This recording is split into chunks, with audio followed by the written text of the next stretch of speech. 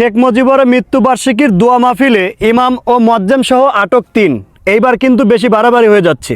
৩২ নম্বরে ফুল দিতে গিয়ে রিক্সা চালককে আপনারা মারধর করছেন, এই প্রসঙ্গে আমি কোনো কথা বলি নাই।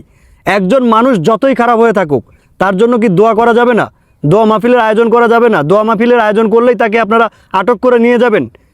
এইবার কিন্তু খুব বেশি বাড়াবাড়ি হয়ে যাচ্ছে। দেখেন, আর উনি কী এমন খারাপ ছিল আমাদের দেশের জন্য কি কিছুই করে নেই উনি?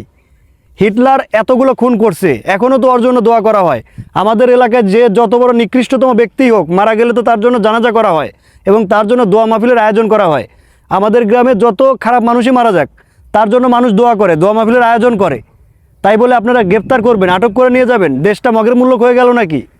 দোয়া মাহফিলের আয়োজন করা যাবে না? এই যে আজকে শেখ মুজিবের দোয়া মাহফিলের জন্য আটক করলেন ৩ জনকে, ইমাম এবং মুয়াজ্জিম সহ। এই কাজটা কতটা যুক্তিসম্মত আমি জানি না। দেখেন, আবেগ নয়, বিবেক দিয়ে বিবেচনা করুন। এখন এসে অনেকেই আমাকে আমার ক্ষতি করার চেষ্টা করবেন, আমাকে দালাল বলবেন, বা গ্রামবাসী আমার সামনে পড়লে আমাকে নানান রকমের কথা বলবেন, কিন্তু আমার মনে হয়েছে এটা করা উচিত হয় নাই, যে কারণে আমি এটা সম্পর্কে কথা বলতেছি। একজন মানুষের জন্য দোয়া মাহফিলের আয়োজন করা যেতেই পারে, করা যে এটা আমাদের দায়িত্ব এবং কর্তব্য। তাই বলে ইমাম সাহেব মুয়াজ্জিম সাহেবকে গ্রেপ্তার করবেন না, না, এটা একেবারেই মানতে পারলাম না আমি। জানি না আপনারা কীভাবে নিছেন।